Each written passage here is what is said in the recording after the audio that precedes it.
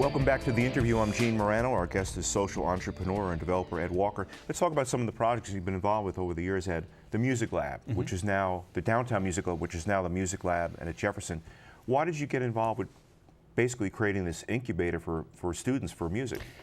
There's sort of a theme over the years of just, and we all do it, we come across ideas that are so obviously valuable that they're just exciting in and of themselves. And and the Music Lab was certainly one of those. A great friend of mine, Shannon Worrell, was getting married, and in lieu of wedding gifts, she encouraged everybody to make a donation to the Music Resource Center in Charlottesville. And at her wedding reception, we were talking about that, and she said, "Oh man, you gotta see it. You gotta meet this guy John Hornsby, and you'd love it. It's it's after school program." And so it was just intriguing. I mean, the idea was just intriguing. I had grown up playing music and liking music. I wasn't an athlete, and what it sort of seemed to me like was after school, just like after school sports, but it was music. And one of the only ways to communicate with that age group, to really get into a meaningful conversation with a 16-year-old, is going to be about, sports or music or whatever.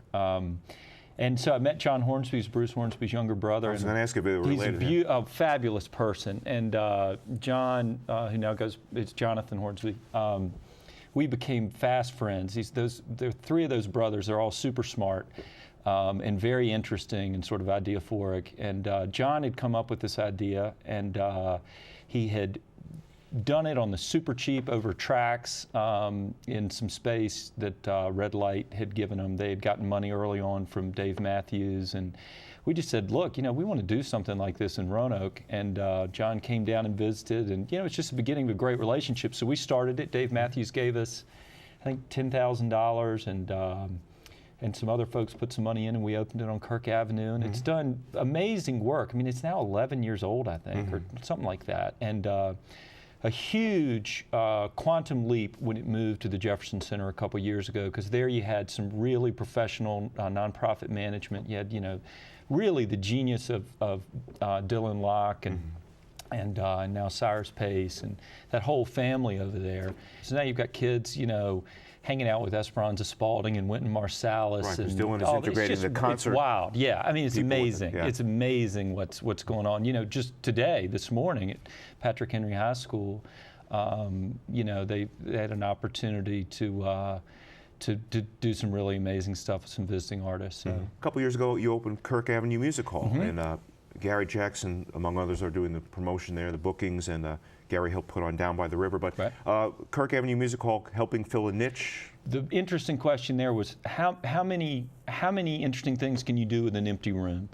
My brother's a musician, and I'd been to see him play in Richmond at Cabo's, which is a very narrow room similar to Kirk Avenue Music Hall, and it just sort of dawned on me that would be something worth trying. Mr. Corsini, Giulio Corsini, was a beloved tailor in downtown Roanoke, had died recently, and his space was available. And so we started to book music in there. And so in the first year, we had 100 nights of live music, 13 Grammy Award winners. We're now into our third year. And what that's intended to do is sort of oxygenate the community. I mean, I think the belief is that live music oxygenates and connects people in a way that's unique. And Roanoke in this region has a very strong connection to music history, and we wanted to capitalize that and sort of scene build off of it.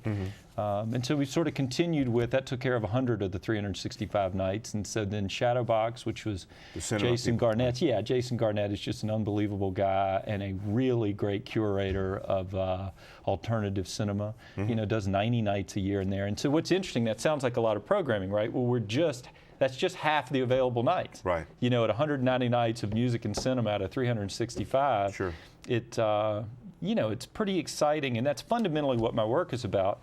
How can space be used in a way that provides this sort of oxygenation to the community, that sort of makes it live and breathe and has that kind of pulmonary effect. Speaking of spaces and how they work, the Hancock Building, which people know as the Grand Piano Building, the Cotton Mill, which is the old Virginia Mills, and now the Patrick Henry Hotel, which is under renovations, making spaces work, redeveloping spaces, and putting people downtown.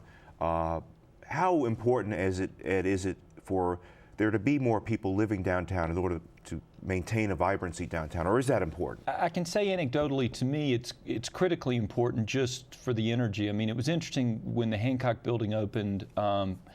All of a sudden, you saw more people jogging. You saw more people with bikes on roof racks. You saw more people biking. You saw more people walking around. And so I think it's really important. And it's been neat to see that there was this pent-up demand that I don't think anybody expected. And every time we do one of these things, it's sort of a nail-biter.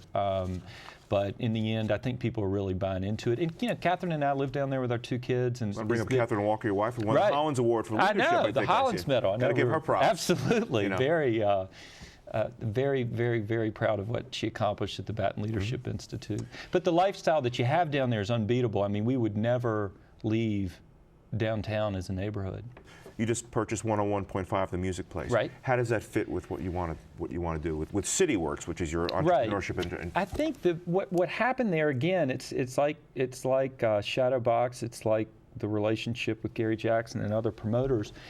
What Tom Kennedy and the rest of his staff had built there was curatorially very interesting. I mean, it's kind of local radio is sort of an anachronism in a lot of ways. I mean, there's just not a lot of people doing it, and 101.5 in terms of what it had been built to achieve was having an interesting effect to me as an observer. It was filling a need and connecting people, and this connectivity is just a big part of Roanoke's story.